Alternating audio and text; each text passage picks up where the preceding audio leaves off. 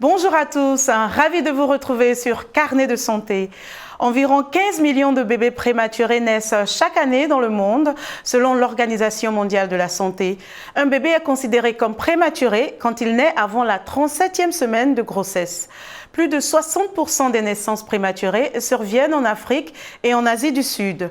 En République démocratique du Congo, certaines femmes ignorent encore les causes de ces naissances prématurées, ce qui augmente les nombres de décès dans ce pays d'Afrique centrale. Reportage aux cliniques universitaires de Kinshasa avec l'agence JUCA Africa. La République démocratique du Congo est l'un des pays africains où le risque de décès néonatal est le plus élevé. Sur 1000 enfants qui naissent, environ 158 meurent chaque jour avec essentiellement pour cause, selon les pédiatres, la prématurité. Au bloc de pédiatrie et néonatologie des cliniques universitaires de Kinshasa, cette mère a donné naissance à 2 jumeaux prématurés qui pesaient 900 grammes chacun à la naissance. Malgré ces multiples naissances, elle ignore les facteurs de risque causant une naissance prématurée. Je suis allée à la consultation et là, les médecins m'ont prévenu d'un accouchement prématuré. C'était parce que j'avais eu beaucoup d'accouchements avant, mon utérus était affaibli et que ma grossesse ne pouvait pas arriver à terme. La grossesse devait durer au plus 7 mois. C'est ainsi que j'ai accouché d'un prématuré. Deuxièmement, j'avais aussi trop travaillé pendant ma grossesse parce que je n'avais personne pour m'aider. Les causes de naissance prématurée sont nombreuses. Certaines sont évitables. Il y a aujourd'hui urgence à tenir compte des causes de la prématurité. Dr Thérèse Bisselele est chef du service de pédiatrie et néonatologie aux cliniques universitaires de Kinshasa. Pour elle, si les causes des naissances prématurées sont identifiées, les femmes peuvent bien les éviter. Alors, les causes de l'accouchement prématuré, nous pouvons retenir les infections, le paludisme, les infections urinaires, génitales. Nous pouvons retenir la pathologie de la mère, notamment la prééclampsie, lorsque la tension de la mère est très élevée pendant la grossesse, avec la présence des protéines dans les urines. Ça peut être une cause de prééclampsie. Ça peut être un travail maternel très difficile ou bien les âges extrêmes des mères. Une mère très jeune, moins de 15 ans ou au-delà de 35 ans. Autres facteurs qui peuvent conduire à une naissance prématurée, les infections urinaires, celles du col de l'utérus ou du vagin, la béance du col ou encore un choc violent sur l'utérus. Les femmes congolaises sont maintenant informées. Francis Kabouya, Kinshasa, VOA Afrique. Une étude menée par des chercheurs de l'Université d'Adélaïde en Australie montre que les femmes qui n'ont pas une bonne alimentation avant de tomber enceinte ont environ 50% plus de chances d'avoir un accouchement prématuré par rapport à celles qui ont un régime alimentaire sain. Selon les experts, la nutrition est un facteur clé durant la grossesse afin que les mamans et leurs bébés soient en bonne santé. Pour en savoir davantage sur la grossesse et l'alimentation, nous joignons par Skype à Kinshasa la nutritionniste Christelle Bouzangou. Madame Bouzangou, merci de nous rejoindre. Tout d'abord, quelle est votre réaction sur cette étude qui fait le lien entre une mauvaise alimentation avant la grossesse et la possibilité d'un accouchement prématuré? Alors, une femme, lorsqu'elle est en âge de procréation et qu'elle est exposée au problème de la mauvaise alimentation, et elle est butée et elle est tombée enceinte, elle est exposée à des sérieux problèmes d'accoucher prématurément, ou soit si elle a peu de chance, elle peut ne pas tomber enceinte parce qu'il y a beaucoup d'études qui prouvent qu'il y a beaucoup d'aliments nutritifs qui entrent dans la composition des hormones de production.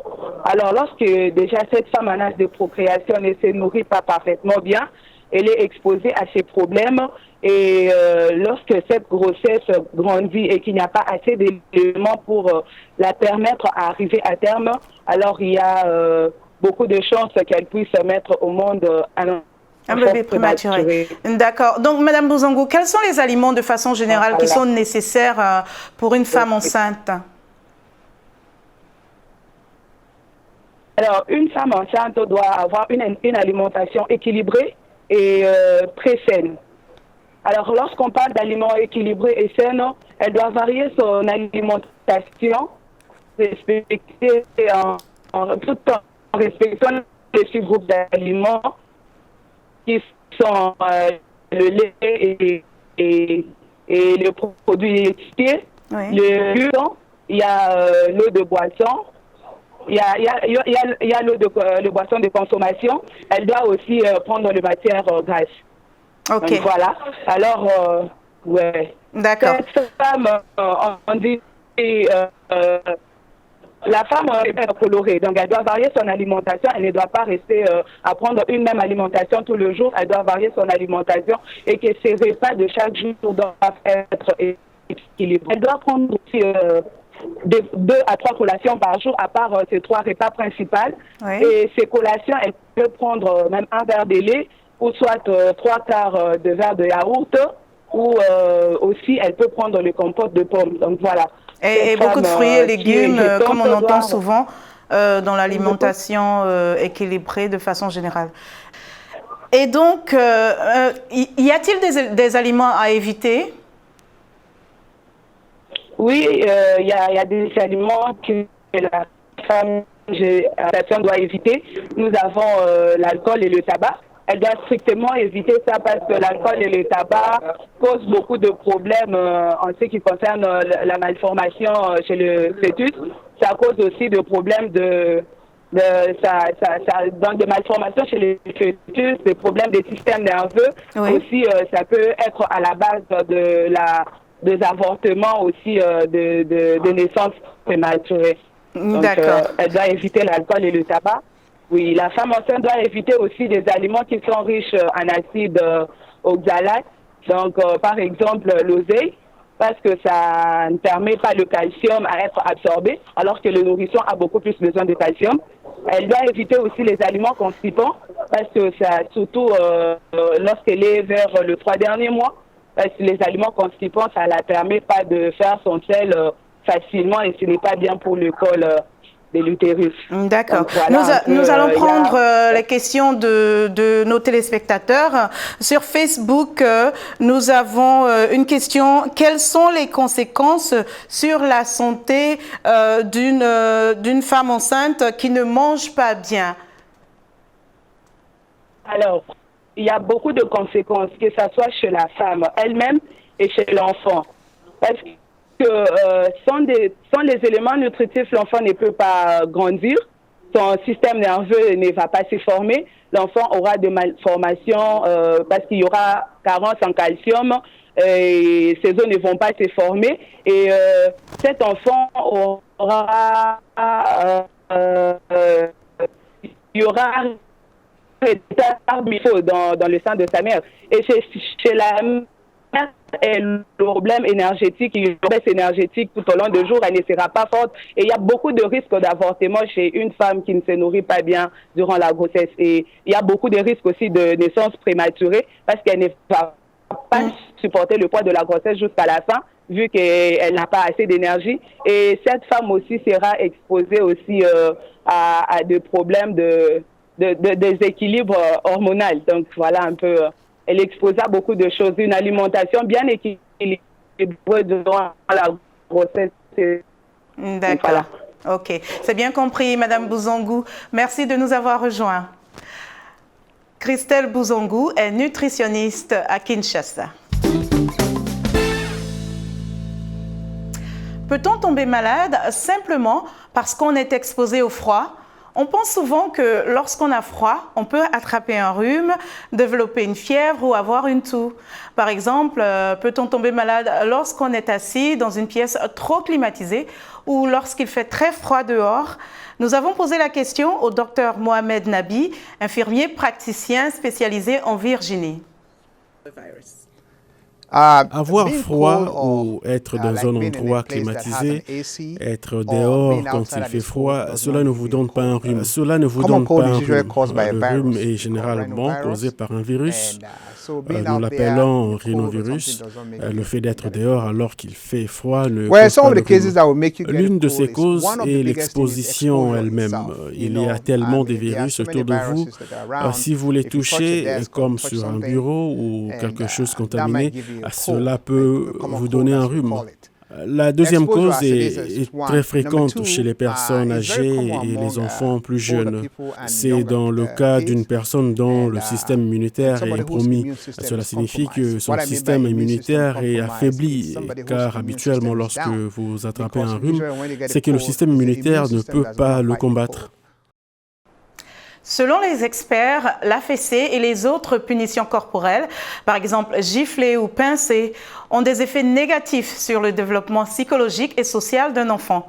Aucune étude n'a d'ailleurs démontré qu'il existait des effets positifs liés aux punitions corporelles. En 40 ans, 56 pays ont interdit la fessée, notamment la Suède en premier et la France ce mois-ci. En Afrique, 6 pays ont aboli les châtiments corporels contre les enfants, y compris la RDC, le Bénin et le Kenya. On dit que le chien est le meilleur ami de l'homme, mais pour de nombreuses personnes atteintes de la maladie d'Alzheimer et d'autres formes de démence, il est souvent difficile de prendre soin d'un chien ou d'un animal de compagnie. Bonne nouvelle, un nouveau chiot robotisé en cours de développement en Californie pourrait apporter une solution. Tombo est un chiot pas comme les autres. Cet animal de compagnie est un robot.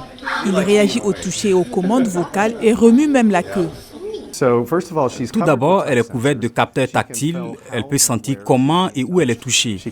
Elle peut faire la différence entre un simple toucher, une caresse lente, un animal domestique vigoureux. Et lorsqu'on la tient, elle répond à la voix. Ainsi, les gens pourront donner leur nom au robot. Elle peut sentir qu'on la déplace. Le chien robot est une idée de Tom Stevens, un entrepreneur basé en Californie qui a imaginé le concept après le diagnostic de la maladie d'Alzheimer chez sa mère en 2011. Selon lui, ce chien apporte un accompagnement et un amour inconditionnel à ceux qui sont incapables de s'occuper d'un véritable animal, notamment les personnes qui souffrent d'Alzheimer ou autres formes de démence. Créer un robot qui ressemble à un vrai animal et se déplace de manière réaliste présentait le plus grand défi pour Stevens, défi qu'il pense avoir pu relever. L'entrepreneur espère que la technologie va révolutionner la manière dont les personnes âgées et atteintes de démence seront prises en charge dans l'avenir. Dans notre prochaine édition de Carnet de santé, nous parlerons des problèmes de la prostate et comment les prévenir. Si vous avez des questions ou pour toutes vos réactions, rejoignez-nous sur la page Facebook de VOA Afrique ainsi que sur notre site web voaafrique.com. Vous pouvez aussi me suivre sur Twitter @linormoudou. C'est la fin de cette édition de Carnet de santé. Merci de nous avoir suivis. D'ici la semaine prochaine, portez-vous bien et à très bientôt.